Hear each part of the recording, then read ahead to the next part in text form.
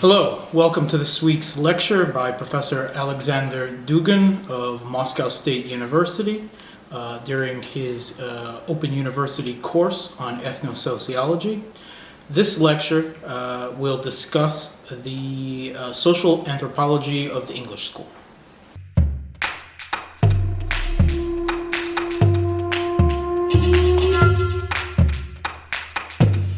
So, now we are coming to the third school of ethnosociology, English school.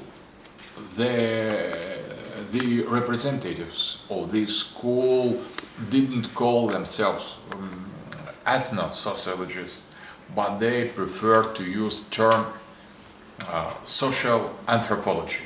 But in the main frame of this kind of social science, it is the same as cultural anthropology or ethnosociology.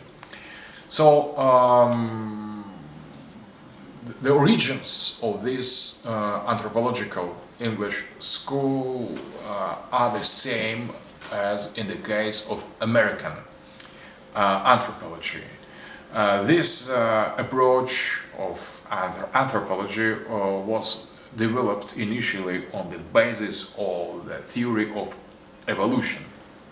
The extreme kind of evolution theory is called orthogenesis, from the Greek word ortho, direct, and genesis, the origin. Orthogenesis argues that evolution of the living species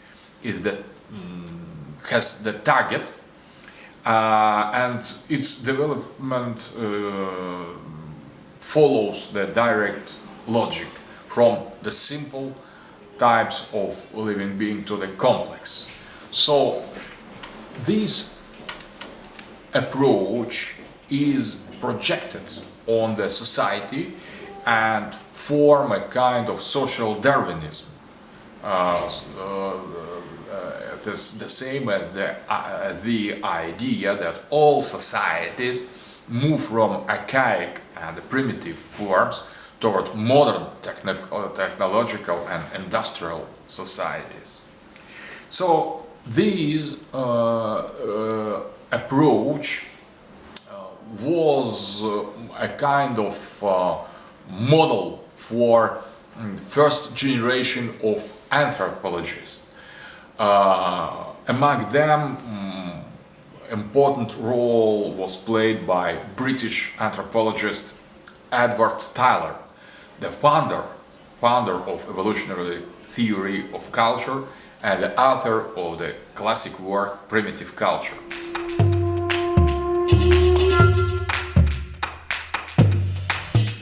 Tyler believes that all society develops through the stages of perfection, of so-called perfection of social institutions and the educational system. From this point of view, the old institution of society, customs and beliefs, die when they lose their functional significance. And there came new kind of more developed, more sophisticated societies. Therefore, all forms of culture, and in particular all forms of religion found in archaic society were considered by Tyler as a childish forms or embryo. And they have no relevance in the modern societies. So Tyler lined up genetic series of different kind of societies and different aspects of society, the institution, the customs, the rituals, and they are arranged on the basis of the criterion up to which point they are primitive or more complex and sophisticated. So that is a kind of hierarchy, social hierarchy between type of the society, ranging from childish and primitive ones to the most complex and modern. So the study of identity of archaic society, regarded as simplest form of religious, social, political and economic life and institution, that is the basis for anthropological method of this kind of evolutionary studies. So Tyler considered that religion also is in the process of development, starting from animism, a kind of vague and primitive ideas about the world, peopled by spirits and souls that make it alive, to the most complicated and sophisticated forms of religion as monotheist religion with developed theology. And the method of Tyler was criticized by the next generations of anthropologists.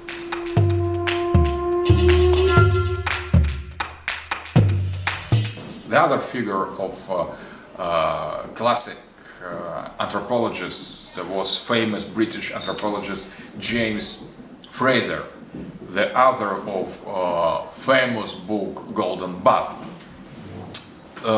Frazer has collected the huge volume of ethnological material ordered by him in some topics, and he followed some concrete paradigms of rites, of myths, of legends, and the figures of the spirits or gods in a kind of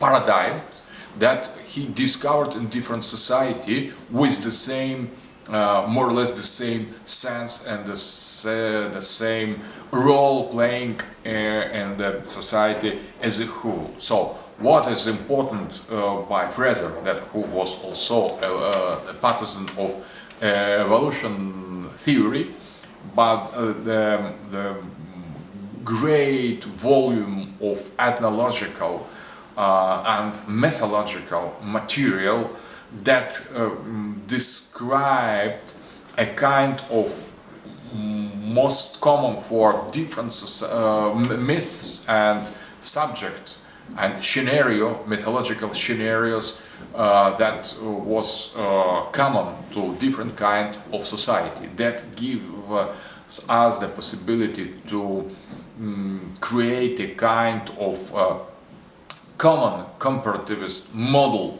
to study these kinds of beliefs and to engage from this study a common functional sense of these beliefs and ritual practices to understand better the primitive form of cultural life.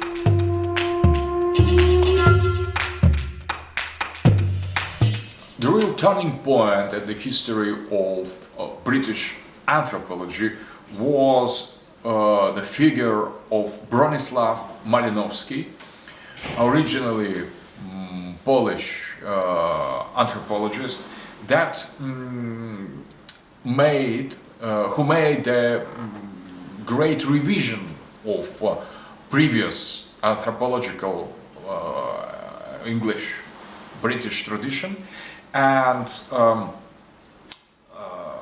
completely changed the situation in the field of the anthropological researches. The role played by Bronislaw Malinowski was more or less the same as the role of Franz Boas in American field of anthropology.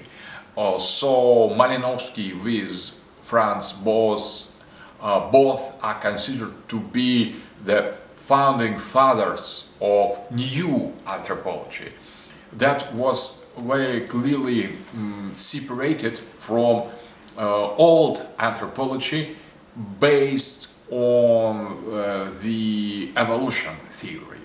As Boas, Bronislaw Malinowski also affirmed that we could not follow the direct line of orthogenetic development of different kind of the society, and we cannot pretend that the more sophisticated and complex kinds of society are logical and necessary development of the primitive kinds. So the idea that primitive societies and the complex societies are different, it's obvious, but this difference cannot be explained by evolution of the most primitive one to the most sophisticated or more complex. So the idea that different kinds of society coexist, some of them becoming more sophisticated and the other resting in the primitive state, and there is not one common agenda, social agenda for historic development of any kind of society. So there is nothing as a kind of destiny to be developed, modernized and sophisticated. Is a kind of historic circumstances that predetermine that one society has evolution in one sense, and the other society rests at the same stage as before. So there is nothing obligatory in the progress. The progress it is something due to the circumstances, something occasional, if you want. That was the most important turning point from constructing diachronical models of explanation of the evolution of the societies and the synchronic attitude, synchronistic approach to the study of primitive and archaic society. That was Malinowski who has given the name for new anthropology, the name social anthropology. The word social is very important because for Malinowski it emphasized the point that we should regard the society as something whole and something that has in itself all all possible meanings of belief, of the practice, of the ritual, of institution, and so on. So the society was a depository of the senses, and studying more precisely what is the paradigm of archaic society, Bronislaw Malinowski proposed a method that was called by him functionalism. So, but Malinowski affirmed that the sense of the name, of the practice, of the institution, or the belief, concrete belief in the archaic society is linked to its function.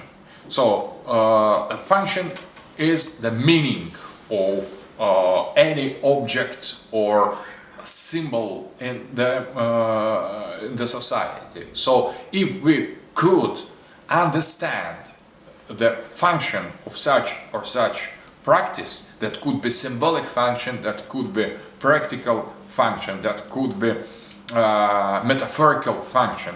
So we could also define by that all structure of the social complex linked to this or that phenomenon. So any term or any word and any sign in the archaic society has its own function that could that should explain for us its meaning and its place in the whole complex of the society. The differences in the society and differences between functional systems of these societies are explained according to Bronislaw Malinowski, but the fact that different societies confronting with the same challenges respond to them differently. So the challenges, there are more or less the same. The challenges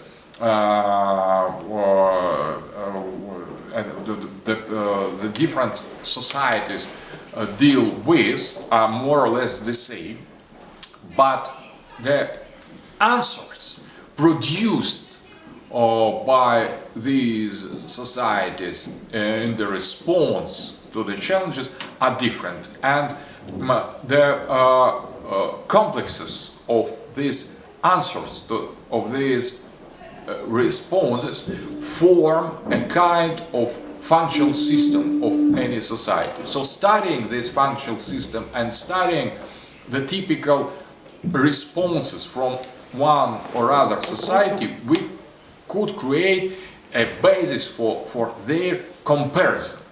But having created the basis for this comparison, we could not be sure that we're dealing with the hierarchy of the responses, because every society has its own historic and cultural response to a particular set of challenges.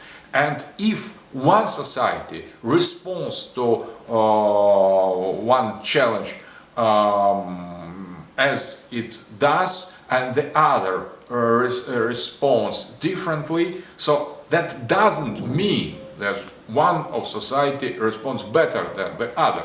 The different kind of, for example, for the challenge of death of the man, one society reintegrate the death in the midst of life. So coming to the concept of eternal return of the same. So death is overcome by the concept of rebirth of the member of society in the same archaic or ethnic group. And the other type of society confronting with the death of the person creates the religion of the immortality of the soul, or post-human stages of migration of the soul. So it's different response, and the challenge, the death is the same, but responses are different, and creating different sets of this response, we receive a kind of ritual complexes that serve to affirm such attitude to, for example, to the death, or to the marriage, to the gender challenge, to the family, and so on. And we could not, according to Bronislaw Malinowski, to be sure that one religion is better and more effective than the other. So they are simply different. So he criticized animistic concept and the evolutionary concept of religious beliefs in the earlier anthropologists,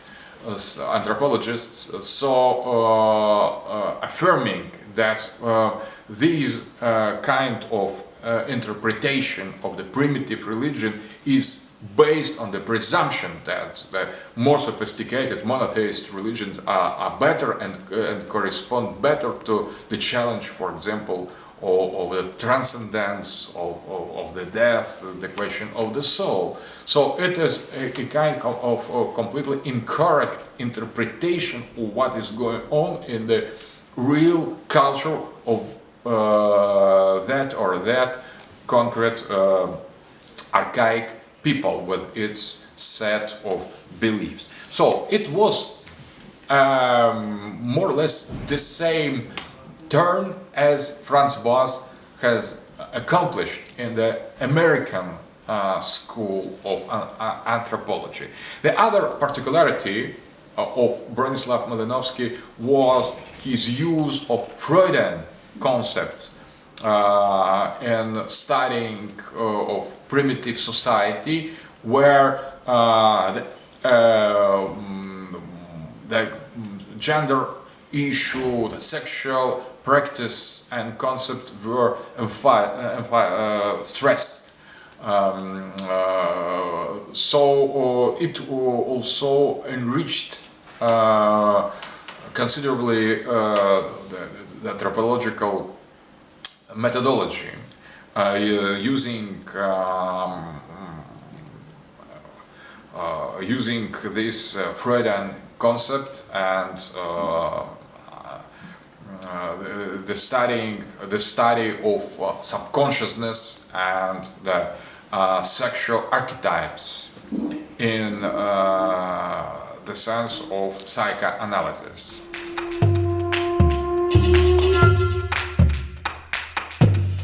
New type of anthropology, also functionalist, was Alfred Radcliffe-Brown, that introduced in the anthropology, in the field of the anthropology, the concept of social structure.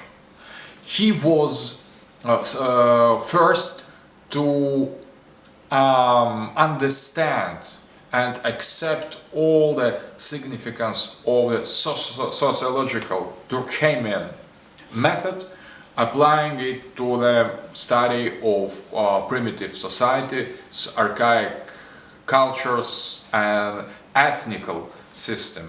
So for Radcliffe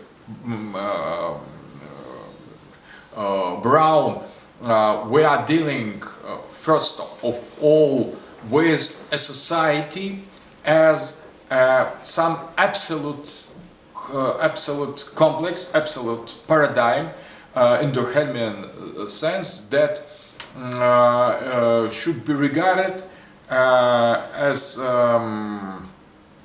the instance, the highest instance that gives to all part of itself the social function, social significance and social meaning. So that is the society that distributes the meanings in the social life, that distributes the concept as and the meaning of the person, of the individuality, the institution, rights, belief, practices, economic practices, and so on, ritual practices. So it is a kind of whole paradigm that is depository of all social semantic. So society, these societies being different, the semantic complexes also are different according to the Radcliffe-Brown, and the only possibility to study the archaic culture and ethnic society is comparative method. So we could compare the society, but we could not pretend never that this society is protoform for the other society, because according to the Radcliffe-Brown, different kind of society could evaluate in the different senses. So some of them becoming more complicated and sophisticated, more complex, and the other, on the other hand, could evaluate in the sense of simplicity, of they could lose some practice. For example, some population of Siberia as Evenki, Manchurian population, they conserve in their culture some information about ancient times when their parents could deal with metals, with sophisticated procedures of working with some metallic construction, and with the time they have completely forgotten this practices. So we could consider the possibility of evolution in the sense of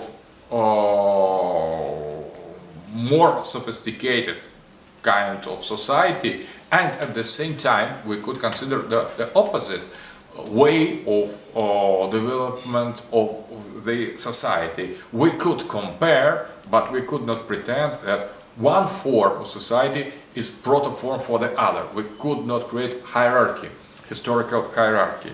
So with Bronislaw Malinowski, Radcliffe-Brown insisted on the necessity of participant observation of the society. If we if we are going to describe correctly this or that kind of archaic culture, where necessarily should live there, should study the language, should participate in the everyday life of this society. So participation is necessary, is absolutely necessary to understand and describe correctly the society. We could not form idea about such or such archaic culture basing only information at the other, because there is very important the attitude of the person who studies the society. If he is not the part for temporary period of this society, he could not correctly describe what is going on, because relying on the materials of the other, it is always the great possibility of the error, of prejudices, of preformed conceptions or preconceptions that could affect profoundly the process of this description of such or such culture. So we could not never be sure how we understand correctly or not the society without participation in it. So, and that also Radcliffe-Brown spoke also about a kind of anthropological apperception. So, to study some society, archaic culture or primitive tribe, the anthropologist should also understand his own vision of the things, and that is important to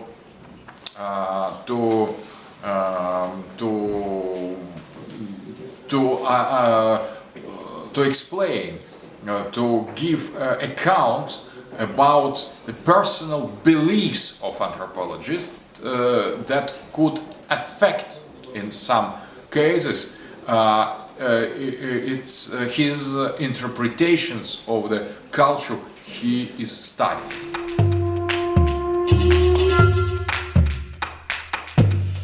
The other representative of English new anthropological school is Meyer Fortis, who was also successor of Bronislaw Malinowski and functionalist in the anthropology. Meyer Fortis paid special attention to the problem of time in the archaic ethnic society, trying to gauge in every case the structure of times. So he came to the conclusion in his researches and his studies that every kind of society has its own time. So the time is not something general, and understanding of time is variable in different society. So studying the structure of time, we could interpret the functional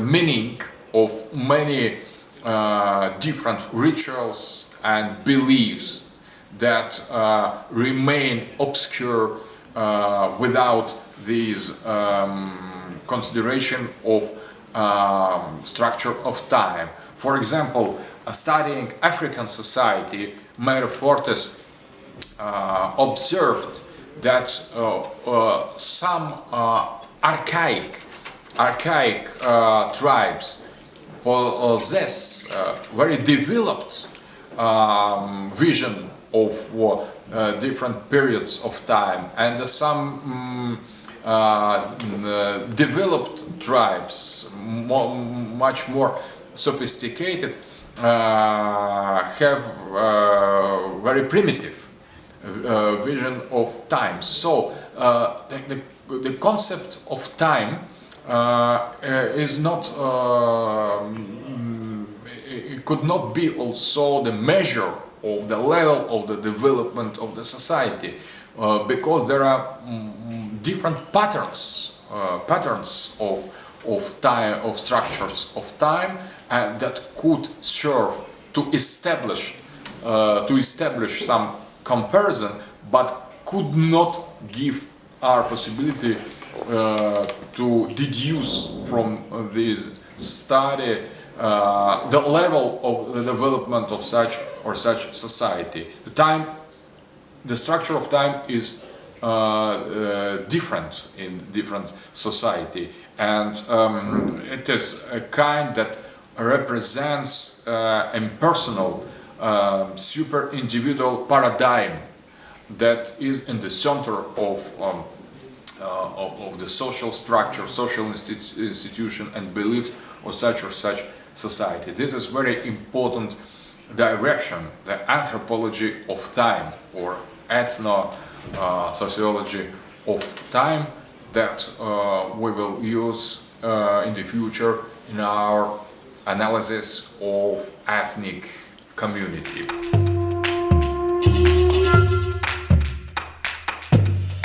The other representative of British anthropological school, new anthropology, is Edward Evans-Pritchard, that occupied by main problem of transmission of cultures.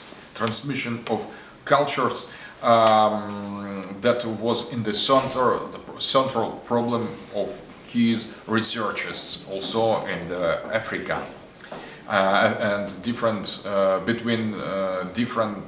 among different ethnic groups. So he also was the partisan of functional or structuralist approach in the spirit of Malinowski or Radcliffe-Brown. Evans-Pritchard considered the main sense, the main meaning of the culture as something spiritual. He was in this sense the follower of Dilthey philosophic approach, attitude, and philosopher Dilthey considered that there are two different domains of human activity, spiritual sciences and material or natural sciences. And for Evans-Pritchard, to understand correctly primitive or archaic society, it means understand first of all its spiritual complex. So the structure of the main spirituality, or how these or that ethnic group understands the creation of the universe, the soul, the spirit, gods and demons. So it is a kind of spiritual picture of the universe that is basic, and dealing with that, Evans-Pritchard stressed that it is necessary also to consider personal religious ideas of the searcher, because if, for example, we are dealing, the searcher is atheist, so he will try to explain spiritual culture of such or such archaic society by the materialistic or technical means. If he is a religious person, he will consider, he will compare subconsciously the religious beliefs with his own beliefs. So and that would affect considerably the result of these studies.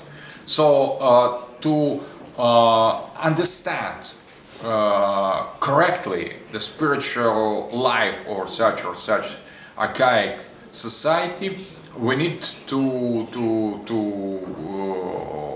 revise our proper attitude to the religion questions. So the person of the anthropologist is in the center of the concerns of these tendency and the new anthropology. We have seen that also by Radcliffe-Brown and with Edward Evans-Pritchard, that was central. So the figure of anthropologist here is in the center of questioning. Is it possible to give objective vision of such a society without any link to the personal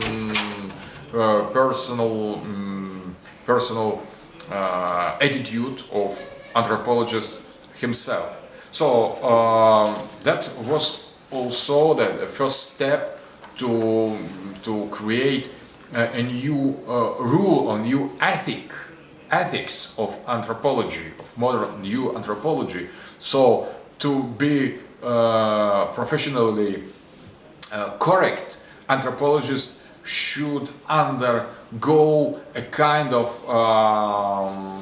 anthropological psychoanalysis, defining his own or her own complexes, beliefs, ideas, and without that we could not study the other. Not studying, not understanding, not reflecting the content of its of our own personality.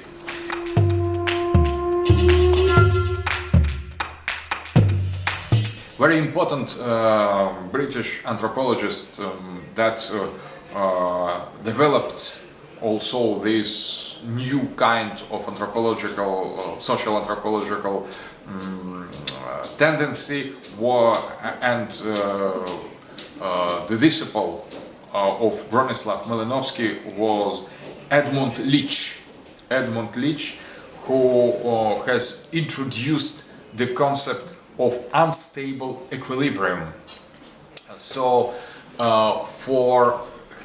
he has developed the concept of functionalism and structuralism in the social anthropology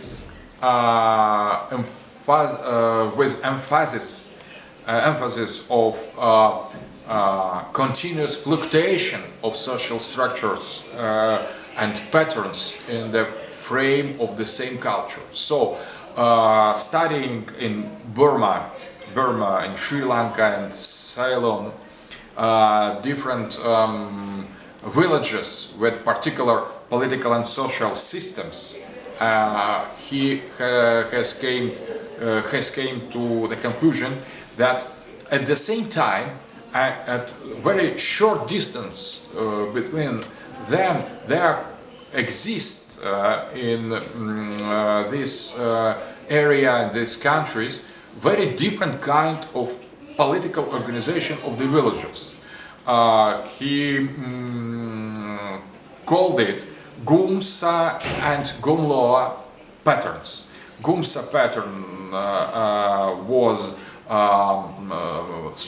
with great and accentuated social stratification, and Gumloa society was based on equality or near to the communist, democratic, radical democratic organization. And these villages, people by the same ethnic group, they were completely different, opposite in their accentuation of the social structure. And there was a kind of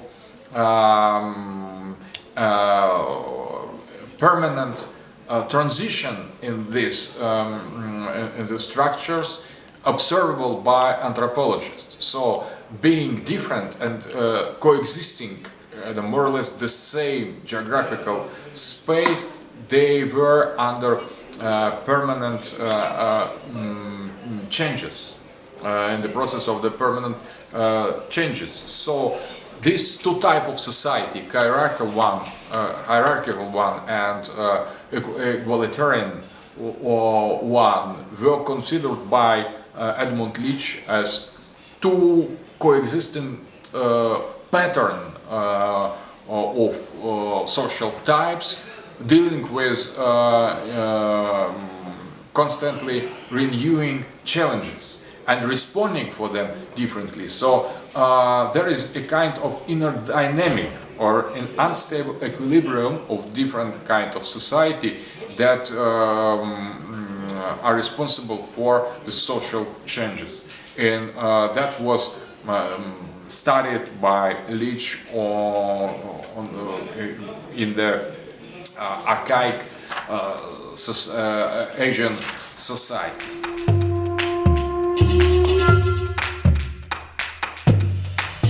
The other important figure in the anthropology and in the ethnosociology is Ernest Gellner, very important philosopher and politologist and sociologist. Gellner is key figure in understanding of the phenomenon of the nation. So he studied not archaic or ethnic societies, but he studied the formation of historic nations, European historic nations, and his main idea was that creation of historic European nations was absolutely artificial process, that there was nothing in common between European nations and ethnic group of traditional society bearing the same names. So for Gellner, nation was something essentially bourgeois that was created by the technical reasons in very concrete moment of historic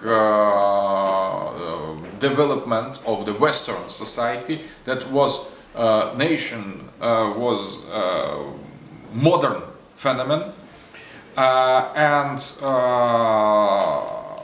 that it was it has had nothing to do with ethnic or pre-modern society based on completely different kind of sociological paradigm.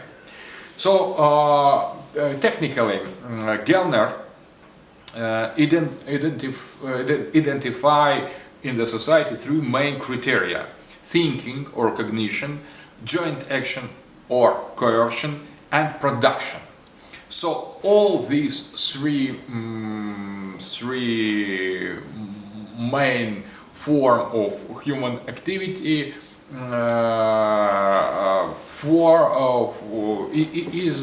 represent a structure that is particular to one or the other kind of the society. For Gellner, there is three major kinds of society. Society of hunters and gatherers, archaic one; agrarian society, the second form of society; and industrial society. These three types of society, they have particular combination of modes of thinking, of coercion and production. So every kind of society organized differently these three modes of human activity. So ethnic, organic unity or community is form of organization of society of hunters and gatherers on one hand, and agrarian society. So there is a kind of unity of the society and collective identity that is common to the archaic form of human tribes or hordes. And when we come from agrarian to industrial society, there is important shift in the identity. So we are coming from collective identity proper to the earlier and previous form of societies to the individual identity. So the nation is based on the individual identity, according to Gellner, and this kind of national identity imposed on the atomic individuals is a kind of technical step of bourgeoisie, of bourgeois society, of modern Europe. So modernity is a sociological, social phenomenon of drastic change of human society from collective to individual. In the agrarian society, there is or caste collective identity or groups of villages, peasantry, and everywhere we are dealing with collective identity, but it is not tribes nor directly ethnic or archaic groups, but it is something organized but on the collective basis, on the basis of the collective identity. And with coming of the modern age, with coming of modernity, we are assisting by important shift from this collective identity to the individual one, because the people in the cities, in the towns, are living by as units, as individuals. So they participate in working process as units, and so that is kind of capitalist fragmentation of the society in industrial stage of historic development. So industrial societies are formed on the basis of individual identity, but the political leaders of these capitalist society discovered that if this process would develop, society will lack any kind of cohesion, any kind of stability, any kind of order, because everybody would conduct himself by its own account. So there will be a kind of chaos, and not to let this chaos to realize, there was invented the idea of nation as a completely artificial identity, basing on the concrete individual citizenship, but transcendent in a kind of new concept that any individual of such or such industrial society form part of the industrial nation or national statehood. And that the instrument for the creation of this new kind of artificial identity was nationalism. According to the Gellner, nationalism goes first, before nation. There is first of all nationalism, and after that nation. So nation is something artificially created, according to the Gellner. So that is a kind of rule imposed from above by the ruling capitalist elite that imposes on the completely disparate and completely divided population, fragmented population, imposes a new kind of artificial identity, imagining national history, national proto-statehood on the basis of completely invented myths, modern kind of political and social and historical mythology. So it was a polemic vision of Gellner, above all directed against different primordialist thinker that considered the modern European political nations, as direct descendants of ethnic group of the same name. So Gellner deconstructed this pretension and showed that we are dealing with something completely other, with completely different sociological phenomena.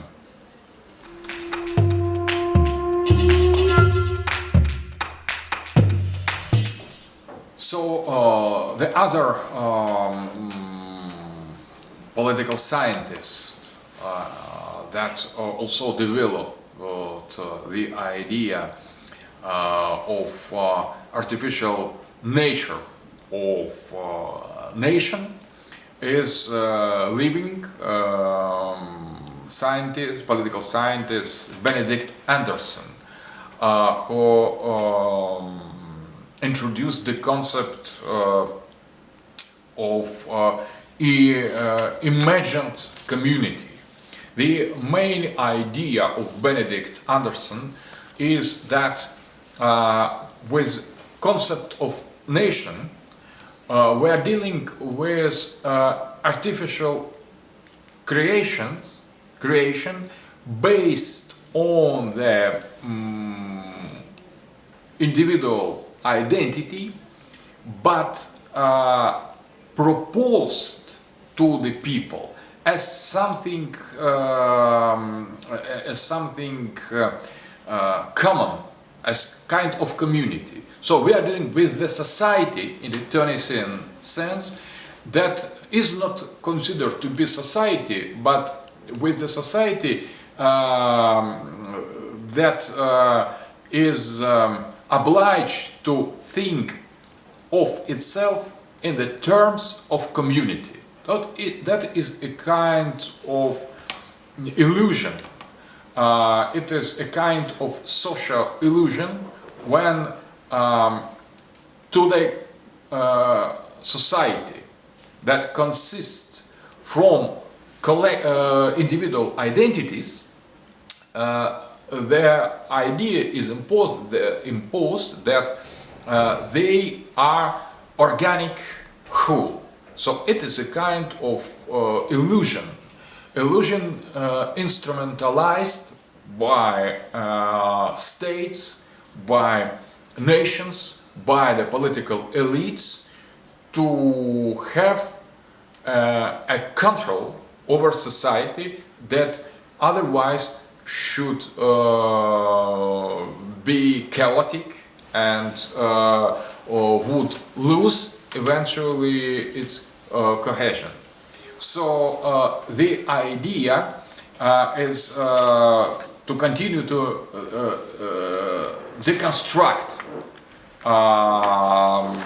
the nation as a completely artificial concept that was also before affirmed by Gellner. So that is imagined, these kind of imagined community should be correct name for the actual nations, and if the civil society could manage to organize public life without such illusion, so we could put aside nation, because that is a kind of false and completely artificial identity, and to live in the conditions of the civil society without any relation to the nationhood. And nation as a kind of imagined society could be used in historical terms, and in one moment, one historical period, it loses its necessity, its sense, its functional meaning, and after that we could live without nations at all. So affirms Benedict Anderson. It is very important for the ethnosociology in the sense that with such a constructivist approach we could explain correctly the phenomenon of creation of modern nations, and also the kind of evolution of national identity to the civil society in actual period of history.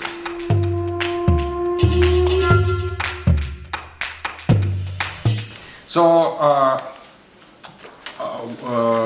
to end with English School of Social Anthropology, we could say that most important feature of this school was introduction of psychoanalysis by Bronislaw Malinowski and sociology by Radcliffe-Brown in the field of anthropology, with stressing the relativist attitude to the society. So that was in the other branch of ethnological and anthropological knowledge, in the other branch in the British school of the same attitude as was central point of new anthropology in American school of Franz Boas and his disciples. So what is important that sociology introduced in the field of ethnology gives us very developed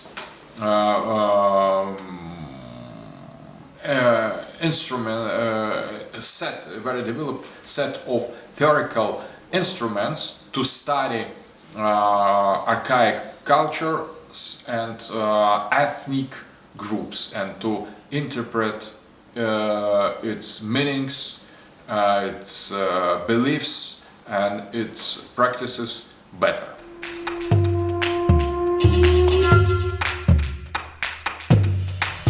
Okay, I've had two or three questions that have been passed forward to me that I think are good for us to discuss. The first question, specifically on this lecture of the English School, is what does the English School of Social Anthropology and our discussion of us tell us about English society? First of all, as long as I know, social anthropology was considered to be the scientific method to study only archaic culture and society, and when we are dealing with modern society or with society of modernity, there are only constructivist attitude that are used. So Gellner and Anderson dedicated some texts on English society, but only to demonstrate, in order to demonstrate artificial concept of British identity that was created as a kind of political elite in order to keep the individual together. atomized individuals of British society. So that is a highly deconstructive idea that there is no English, because ancient ethnic groups cease to exist, and they have lost for completely its previous original collective identity, and now we are dealing with the individuals thinking or imagining they to be British, but they are capitalist individual. They are atomized units and nothing more, used by capitalist elite to keep and control them and to keep them together up to the point where it is necessary. After that, there will be no Great Britain, no British identity, and only European or Western society. So in the process of globalization, they should easily free themselves from this British nationhood, because it is something completely artificial. In this sense, they addressed Gellner and Anderson and the other anthropologists the case of Great Britain, but I'm a little it is strange that there are relatively little studies of ancient ethnical identities of the ethnic group that were in the Great Britain in the pre-modern ages. So social anthropology concerning ancient ethnic groups living in Great Britain, there is relatively less developed. And it is strange because knowing such amount of material about history of Great Britain, we lack serious studies concerning ethnological aspect of ancient people living there. A little follow up, a little bit more specifically. What does the way that English sociologists or social anthropologists have thought of ethnosociology, their thought process, their mentality, what does that tell us about English society today? It's difficult to say. First of all, if we accept constructivist point of view, so we are dealing with a society where there is not such kind of ethnic mentality or ethnic psychology. All that is social, all industrial, individual. So, to use the word ethnic, applying it to the modern English Great Britain society is not correct, because there is not anymore ethnic levels. If we are dealing with constructivist tradition, that is predominant in modern English social anthropology, and they begin to use the methods of Malinowski or Radcliffe-Brown only studying non-Western, non-European people. So there is ethnical mentality and psychology and cultural complexes, but in the England it is presumably finished with any kind of ethnic identity, and we are dealing normatively with the atomized units.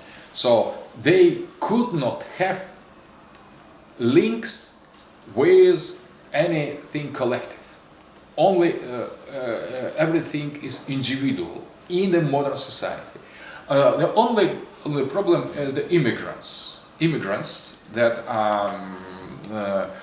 numbers in Great Britain, and logically they could conserve some ethnical features, but it is also not so politically correct to explore them, because we doing so we recognize that a different level of modernization of different people in the same society.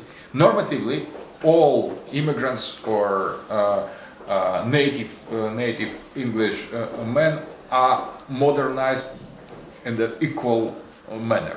So factually, it is not so, but to study that, it is go against some presumption of political level. So I think that ethnosociological methods and social anthropological methods applied to the study of modern English society is politically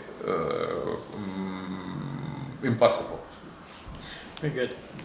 Okay, so your answer there brings us, I think, to one of the other questions that was put forward.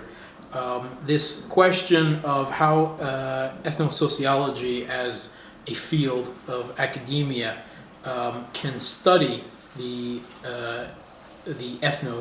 ethnicity without being deeply immersed within, or particularly when we're talking about a judgmental comparison of different ethnic societies, different cultures, different levels of development or perceived levels of development.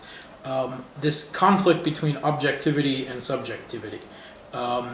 How, in your opinion, can we resolve this? It's very interesting, because it is not only the question of objectivity, but it is also the question of the self-analysis. And there are two trends. First of them, it is postmodern trend that insists on the necessity to be completely impartial and to refuse any kind of comparison based on the moral judgment. So that's better or worse, more developed, less developed. So this kind of postmodernist attitude introduces a relativism, radical relativism, that is very interesting from the point of possibility to understand the other. Because so dealing with the other without permission to himself to judge the other, we are discovering the new possibility to understanding, to contact, to communication. Because dealing with the other without any preconcept concerning him, it is really that gives us possibility to discover the other as he considers himself, and not dealing with our proper projections. But that introduces absolute relativity in the science, in the field of scientific and social and anthropological research, and there is a critical realism. The other trends that reacting against this postmodern relativization, radical relativism and pluralism, tries to return to the classical for the modernity, Western modernity, scientific methods of hierarchy and taxonomies of modernity, where we are dealing with some supposition of rationality, some hierarchies, and so on. We could not understand the other being modern. So we will always deal, we are obliged to deal with supremacist or racist, culturally racist type of taxonomies. So better, worse, more developed, less developed. They're a kind of racism, implicit racism, cultural racism. The only possibility to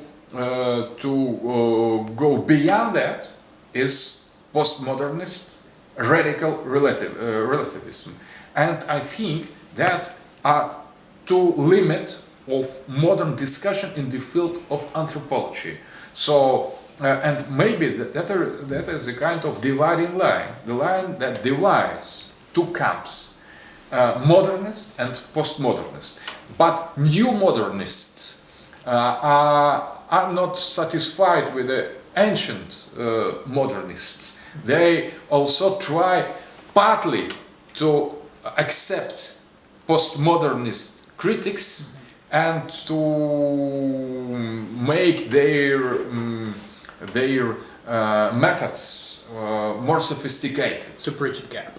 Yes, to bridge the gap. But I think that to be objective, it is impossible.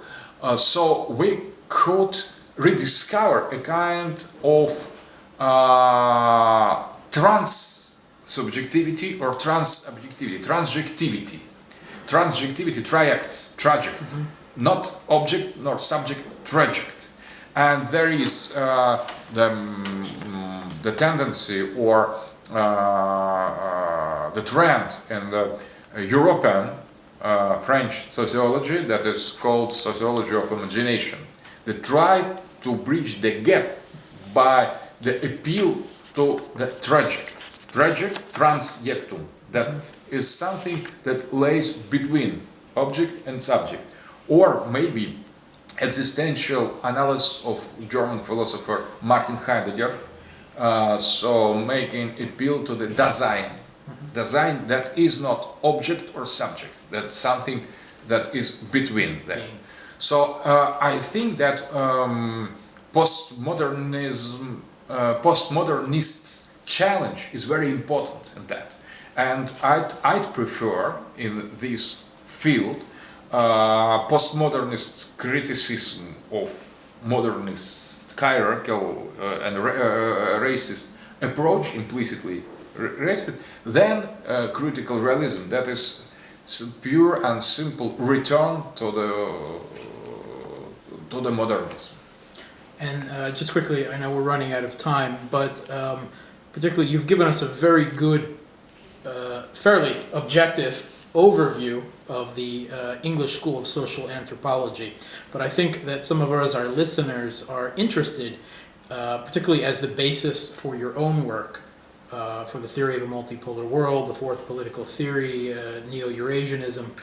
What particular thinkers or aspects of the English school do you find most appealing, most useful in your own work? I think that there are two completely different fields in the English School of Social Anthropology. First of all, introduction of sociology and sociological methods in the field of anthropology and ethnology by Malinowski and by Radcliffe-Brown, Evans-Pritchard. That is very important because that gives us new possibility to study archaic cultures as something complete, not as first stage of the future societies, but as the social complex that we should regard as something absolute, as Durkheim proposed to regard the society, as a kind of social god that is absolute. So if we apply that for the archaic society, we could understand them much better. And that's a very important point to study ethnical phenomenon. So ethnos is something complete. It is not first stage of human development. So we could, by this means, rehabilitate the ethnical groups and ethnical consciousness. So that is was impossible by the evolutionist and modernist attitude. And the other aspect is the relevance, great relevance of the Gellner-Anderson concept of construction of the nations by artificial procedure basing on the nationalism. Also consideration of the nationhood as a completely artificial construction of the political, capitalist and bourgeois elite. It is also fit absolutely to main vision of modernity as a kind of falsification of the social reality, a construction of simulacrum. So the concept that nation is the simulacrum of the ethnical organic society is very important and useful practically in creation of fourth political theory for multipolarity, basing not on the national statehood but on the civilizational approach that is not a continuation of modern national statehood but something completely different and from the domain of the pre-modernity and post-modernity and not modernity. So these authors, Gellner, Anderson and the other, help us to define better the nature and the essence of the nations and the reason why they are now are vanishing. So how and why there will be no nations in the future, and how the nations were also something artificially created based on individual identity. And so if we are assisting now by the process of evaporation, of vanishing of the national identity, it was included in appearance of the nation, in the first appearance on the historical stage of the nation. That was precisely the idea of Julius Evola, a traditionalist author, that considered nation as completely modern and French phenomenon, and not a continuation of the pre-modern order of society. So it is also very useful, this second point, for the practical and ideological reasons.